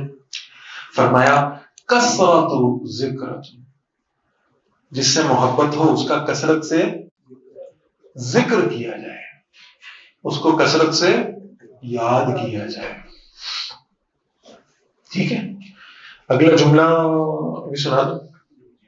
فرمایا محبوب کے ذکر سے بڑھ کر کسی اور شے کا ذکر پسند۔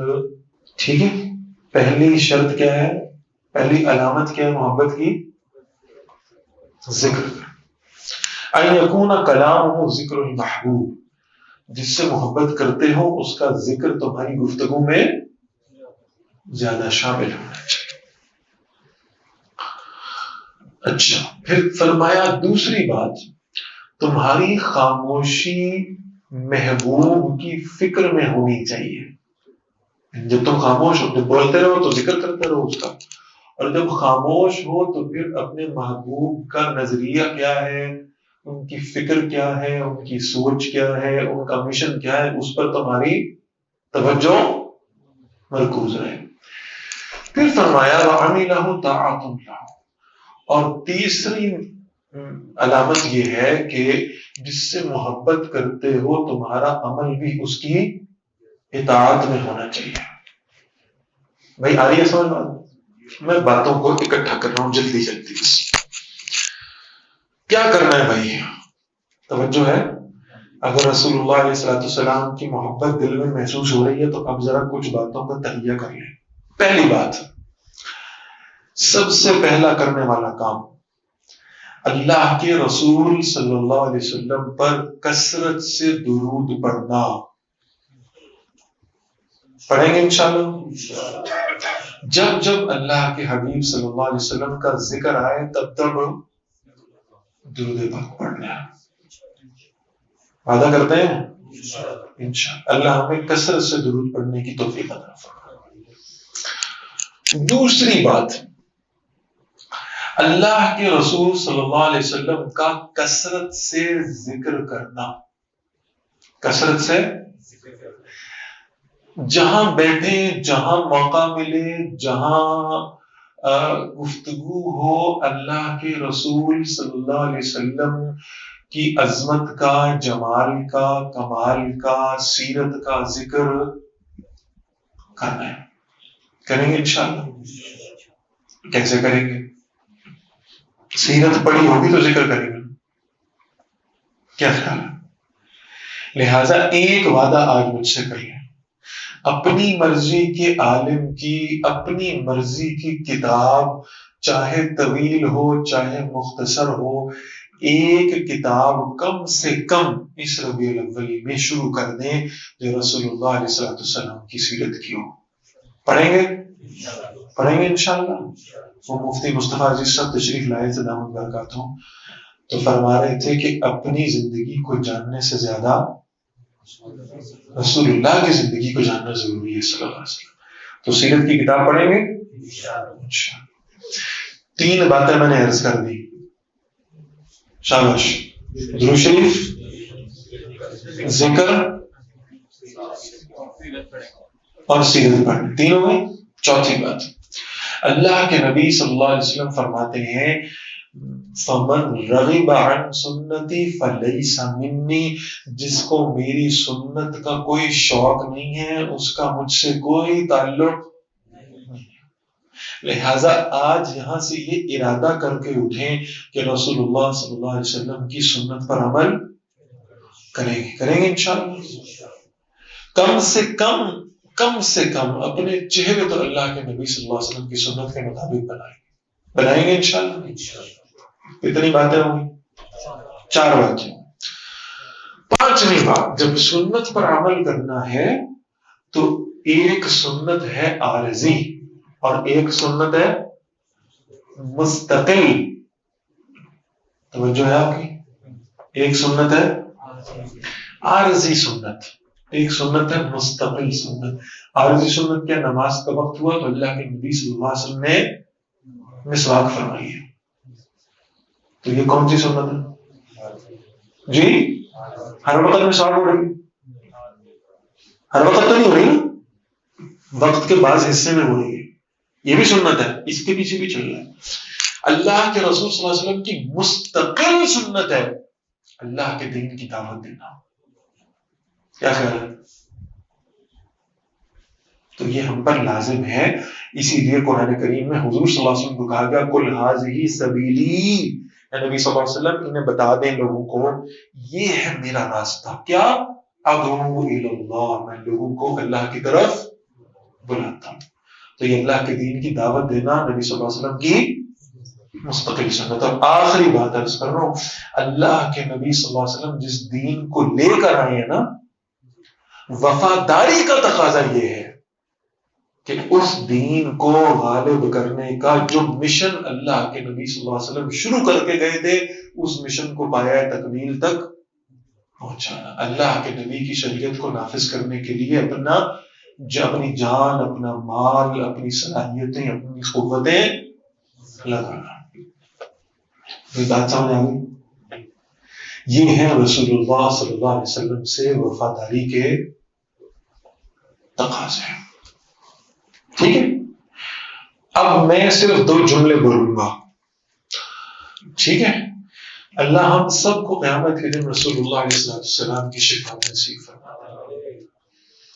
لیکن ذرا توجہ فرمانے، سورت الفرقان قرآن کریم میں اللہ قیامت کا نقشہ کھینچتے ہیں، پھر اللہ تعالیٰ فرماتے ہیں کہ قیامت کا نقشہ کھنچ جائے گا اور حشر کا میدان برپا ہوگا اور لوگ کھڑے ہوں گے. پھر اللہ کے رسول صلی اللہ علیہ وسلم فرمائیں گے یا ربی انا قوم اتخذوا هذا القرآن مہجورا.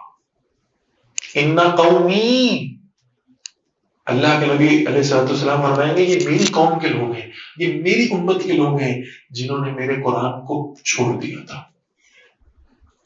کیوں بھائی؟ سفارش، شفاعت مخالف سمت میں چلے گی کہ نہیں چلے گی؟ کیا خیال؟ پھر حدیث میں آتا ہے اللہ کے نبی صلی اللہ علیہ وسلم فرماتے ہیں کہ میں کچھ لوگوں کو دیکھوں گا اور ان کے لیے اپنے بازوؤں کو کھول دوں گا. بازو کس لیے کھولے جاتے ہیں جی؟ سینے سے لگانے کے لیے. میں انہیں پہچانوں گا یہ میری امت کے لوگ ہیں، پھر میں ان کے لیے بازو کھولوں گا، وہ میری طرف بڑھنے لگیں گے اور فرشتے میرے اور ان کے درمیان میں رکاوٹ کھڑی کر دیں گے. میں فرشتوں سے کہوں گا ہٹ جاؤ یہ میری امت کے لوگ ہیں، اور وہ فرشتے عرض کریں گے ہیں تو یہ آپ کی امت کے لوگ، لیکن انہوں نے آپ کے بعد آپ کے دین میں تبدیلیاں پیدا کر لی تھی، انہوں نے بدعتیں ایجاد کر لی تھی، انہوں نے نئے نئے کام شروع کر دیے تھے. جب میں یہ سنوں گا تو میں کہوں گا انہیں مجھ سے دور لے جاؤ، میں ان کے چہرے بھی دیکھنا نہیں چاہتا. اپنے آپ کو نہ کبھی اللہ نہ کرے ایسا ہو، لیکن کبھی صرف امیجنیشن میں، تخیل میں اپنے آپ کو اس فریم کے اندر رکھ کے دیکھیں کہ حضور کی انگلی میری طرف اٹھی ہوئی ہے اور حضور صلی اللہ علیہ وسلم فرما رہے ہیں یہ ہے وہ جس نے قرآن چھوڑ دیا تھا، یہ ہے وہ جس نے سنت چھوڑ دی تھی، یہ ہے وہ جس نے بدعت شروع کر دی تھی. کیا رہ جائے گا میرے پرلے قیامت کے دن؟ کیا رہ جائے گا؟ یہ ہے فکر کرنے کی بات. حضور صلی اللہ علیہ وسلم کی سیرت کو پڑھنا شروع کر دیں. حضور علیہ السلام نے قرآن لائے اس کو پڑھنا شروع کر دیں. اسی مقصد کے لیے ابھی محترم یاسر سے سب تعارف بھی کروا رہے تھے، اسی مقصد کے لیے یہ کورس ہے. مجھے اس بات سے غرض نہیں ہے کہ میں عالم بنتا ہوں کہ نہیں بنتا، مجھے صرف اس بات سے غرض ہے کہ جتنا وقت اللہ کے دین کے راستے میں لگ گیا نا، قیامت کے دن میں رسول اللہ صلی اللہ علیہ وسلم سے ملاقات کے وقت وہ ترتیب پیش کر دوں گا کہ میں نے تو یہ کیا اللہ کے لیے اور میں نے تو یہ کیا آپ کے دین کے لیے. اس نیت سے تو دین پڑھ سکتے ہیں نہیں پڑھ سکتے؟ کیا خیال ہے؟ کسی استاد کے پاس بیٹھ کر رسول اللہ صلی اللہ علیہ وسلم کی احادیث کو پڑھیے، رسول اللہ صلی اللہ علیہ وسلم کی سیرت کو پڑھیں گے انشاءاللہ. اللہ ہمیں اس کی توفیق عطا فرمائے۔ کچھ اشعار پر بس میں اپنی بات ختم کرتا ہوں انشاءاللہ۔ کچھ منتشر سی باتیں تھیں جو آپ کے سامنے رکھی ہیں، اللہ کرے کہ وہ آپ کے دل میں کوئی جگہ بنا پائیں۔ بس کچھ اشعار آخر میں پڑھ رہا ہوں، مجھے بہت پسند بھی ہیں، بار بار پڑھتا بھی ہوں، تو چاہا کہ آپ کو آج سنا کے جاؤں، شاید کوئی ایمان میں حرارت اللہ اس سے پیدا فرما دے۔ ہاں یہ بات سچ ہے، حقیقت یہی ہے، نبی آپ کو میں نے دیکھا نہیں ہے، نہ دور محمد میں پیدا ہوا میں، نہ ساتھی سفر کا کبھی بن سکا میں، نہ آقا کی آواز تک سن سکا میں، نہ غزوات میں مشرکوں سے لڑا میں، نہ ہجرت کی لذت ہوئی مجھ کو حاصل، نہ ہو پایا انصار کی صف میں شامل۔ نبی آپ جس دم تھے غار ہرا میں، کوئی زاد راہ بھی نہ پہنچا سکا میں، مگر سچ ہے یہ بھی قسم ہے خدا کی، محبت مجھے آپ سے ہے نبی جی صلی اللہ علیہ وسلم۔ مجھے آپ کے گھر سے در سے محبت، سفر سے محبت، حضر سے محبت، مجھے آپ کے ہر پہر سے محبت، ہر ایک راستے رہ گزر سے محبت، وہ ایمائے شق القمر سے محبت، ذقن سے دہن سے نظر سے محبت، نبوت کی جس نے گواہی دی آقا، ہاں اس گوہ سے اس حجر سے محبت، یہ بے ڈنگ سی میری محبت کا تحفہ، کیا اس کی اجابت کا ہے کوئی رستہ؟ اور اگلے اشعار بڑے خوبصورت ہیں، مجھے امید ہے آپ نے سنے بھی ہوں گے۔ نہ ابو بکر سا میں رفیق سفر ہوں، نہ عثمان و حیدر ہوں، نہ میں عمر ہوں، نہ طلحہ نہ حمزہ سعید و سعد ہوں، انس جیسا خادم نہ خالد اسد ہوں، نہ میں ابن عوف و زبیر و عبیدہ، نہ میں ابو دجانہ معاذ و قتادہ، نہ ارقم نہ اخنس بلال اور یحییٰ، نہ مثل یسار اور یاسر نہ یالا، میں ان سب کے قدموں کے ذروں کا ذرہ، میں ان سب کے قدموں کے ذروں کا ذرہ، مگر اے نبی آپ کا میں ہوں شیدا۔ خدا کے توسط سے ہے یہ گزارش، خطا کار آنکھوں پہ ہو یہ نوازش، خطا کار آنکھیں گناہ گار آنکھیں ہیں، دیدار کی بس طلبگار آنکھیں، کبھی خواب میں میرے بھی آئیے نا، وہ چہرہ حسین مجھ کو دکھلائیے نا، عنایات کی برسات برسائیے نا، مقدر کو میرے بھی چمکائیے نا، تمنا ہے جعفر کی آ جائیے نا، کبھی خواب میں جلوہ فرمائیے نا، صلی اللہ علیہ وسلم۔ اللہ ہم سب کو محمد رسول اللہ صلی اللہ علیہ وسلم کا دیدار نصیب فرمائے، ہمیں ان کا سچا امتی بننے کی توفیق نصیب فرمائے۔ اقول قولی ھذا واستغفر اللہ لی ولکم ولسائر المسلمین والمسلمات۔